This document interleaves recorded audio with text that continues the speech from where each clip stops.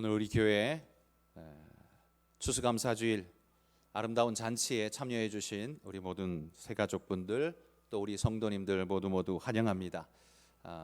우리 찬양제 전에 잠깐 예배로 우리 하나님께 영광 돌리고 할 텐데요. 제가 한 10분, 15분 정도 간단하게 말씀을 먼저 전하도록 하겠습니다. 찬양 받으시기에 합당하신 우리 하나님을 찬양하는 이 147편의 노래는 시입니다. 시. 가슴 뜨거운 마음을 가지고 하나님을 생각하면서 이 시를 적은 시인이 하나님을 생각하니 내 가슴이 터질 듯합니다. 너무너무 감사합니다. 이런 마음으로 쓴 믿음의 고백입니다. 그는 하나님이 어떤 분인지 너무나 잘 알기에 감사한 마음으로 그 찬양을 오늘 이렇게 하나님께 올려드리고 있습니다. 여러분, 이 시인의 고백처럼 하나님이야말로 찬양받으시기에 합당하신 분입니다. 우주를 창조하시고 이 우주가 잘 진행될 수 있도록 하나님이 긍휼과 자비를 베푸시며 또한 우리의 심령에 위로와 긍휼을 주셔서 이끌어 가시는 그 하나님, 만약에 그 하나님이 없다면 우리 인생에 무슨 소망이 어디에서 있을 것인가? 오늘 시인의 노래를 우리가 한번 살펴보면서 우리가 뭘 감사해야 할지 같이 한번 새겨보는 시간이 되기를 바랍니다. 오늘 이 시인은 세 가지로 하나님을 찬양하는데요. 첫 번째는 2절에 보시면 여호와께서 예루살렘을 세우시며 이스라엘에 흩어진 자들을 모으시는 것을 찬양한다, 이렇게 말합니다. 이스라엘 백성들은 먼 이국 땅에서 이주해 온 그런 백성들이었습니다. 갈대아 우르라는, 지금으로 치자면 이 페르시아 만 쪽에 있었던 나라에서 아브라함이라는 사람이 가나안 땅, 팔레스타인 땅으로 이주해서 시작된 역사가 성경에 나오는 이스라엘의 역사죠. 그러니 그들은 이주민이었습니다. 그리고 그들은 이집트의 포로로 끌려갔다가 400년 동안 종살이 했는데 놀랍게도 하나님의 은혜에 의해서 종살이에서 해방되어 가나안 땅으로 다시 돌아오게 됩니다.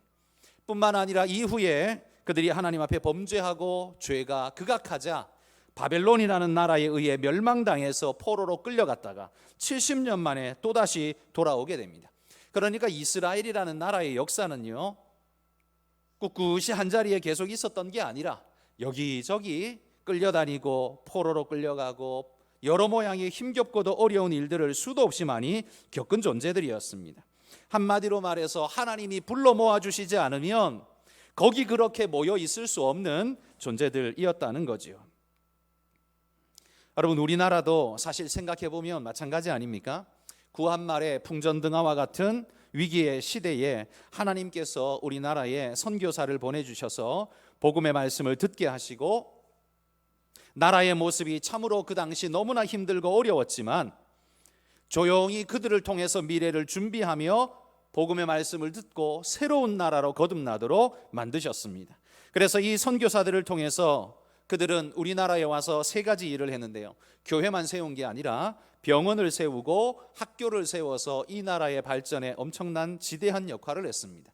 1885년 우리가 공식적으로 선교사가 처음 입국한 해라고 우리가 말하는데 그때로부터 25년 동안 선교사들이 세운 한국의 학교가 660여 개나 된다고 합니다. 그게 다 기독교회에서 세운 겁니다. 천주교회에서 세운 것까지 합하면 약 한 760여 개의 학교가 세워졌다고 말합니다. 여러분, 구한말에 누가 학교를 세울 수 있습니까?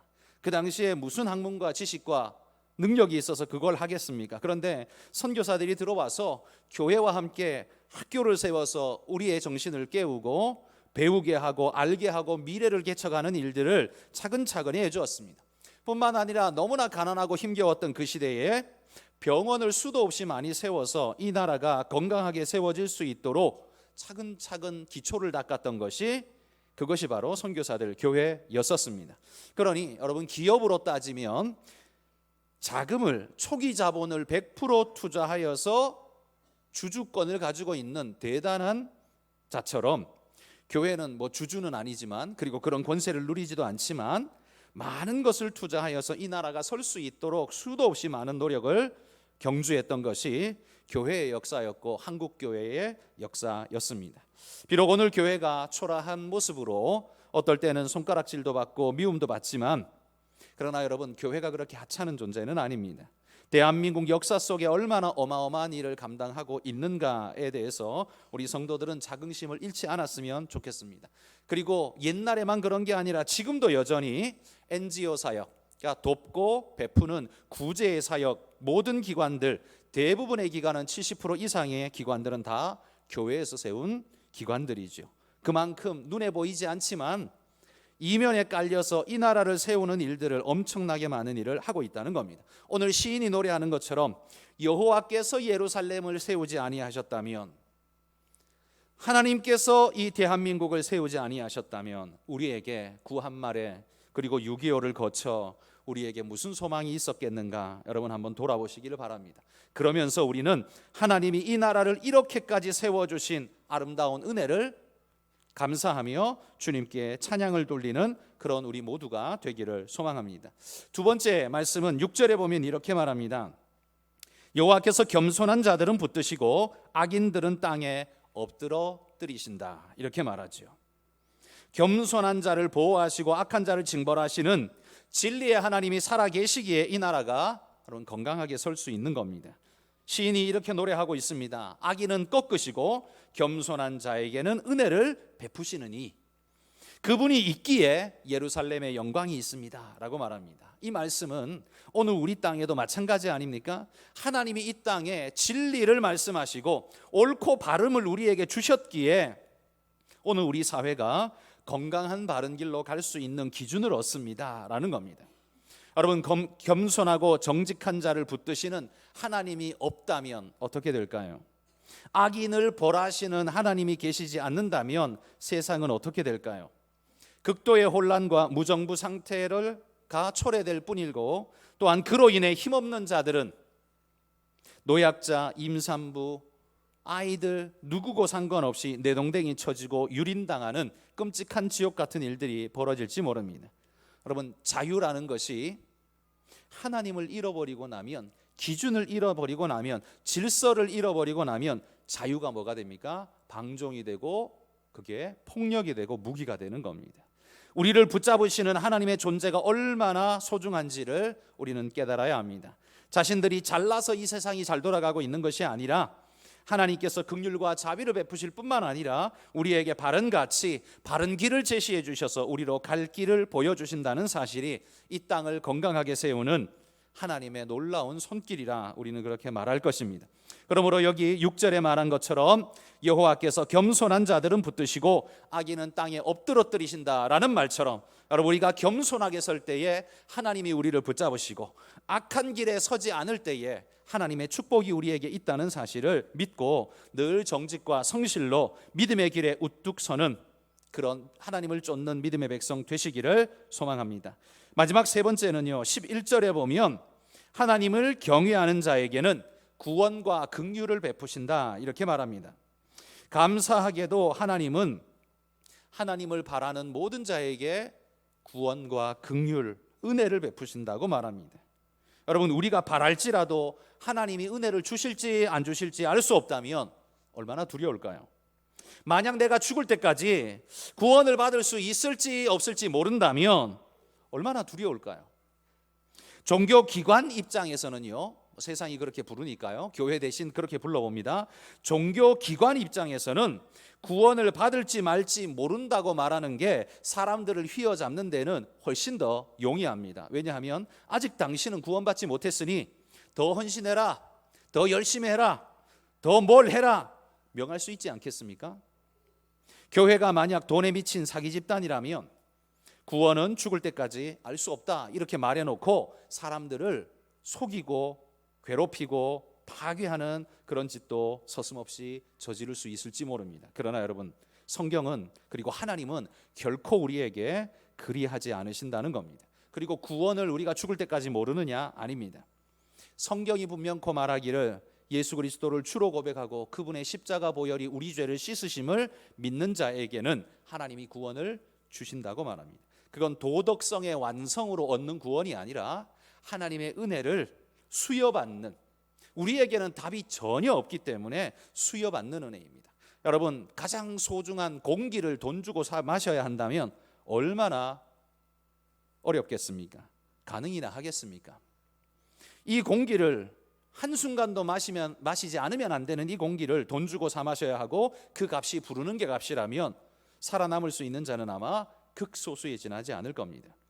소중한 것은 값을 매길 수 없는 것처럼 하나님도 그 당신의 구원을 값을 매길 수가 없는 거죠. 우리에게 거저 주셨습니다. 단지 누구에게요?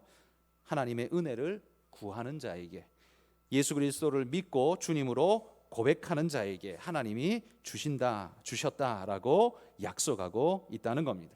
그러므로 여러분, 오늘 우리가 이 자리에서 하나님을 찬송할 수 있는 건 비록 나는 부자도 아니고 나보다 더 똑똑한 사람은 너무너무 많고 나보다 힘 있는 사람도 너무너무 많습니다. 그러나 그럼에도 불구하고 우리가 낭망하거나 실망하지 않고 감사함으로 이 세상을 살 수 있는 것은 그들이 아무리 힘이 세고 그들이 아무리 돈이 많고 할지라도 나를 붙잡아 주시는 하나님이 성경에 약속합니다. 내가 너를 버리지 않고 영원토록 함께 하겠다.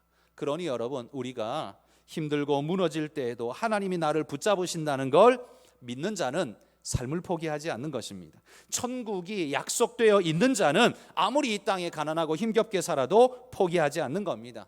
우리가 이 땅이 힘겹지만 하나님이 나를 지키시고 인도하신다는 걸 믿는 사람에게는 찬양이 끊어지지 않는 겁니다. 로또에 당첨되어야만 찬양하는 게 아니라요, 오히려 모든 걸 잃어버린 상태라 할지라도 그래도 하나님이 나를 사랑하시고 붙잡아 주시는 은혜가 있습니다라고 믿는 사람은 무너지지 않고 오늘을 이겨낼 수 있는 힘이 그의 심령 가운데 생기는 것입니다. 하나님이 바로 이와 같이 우리를 축복하시고 세워주시는 아버지이신 줄 믿습니다. 여러분, 그리스도인이 찬양하는 이유는 뭡니까?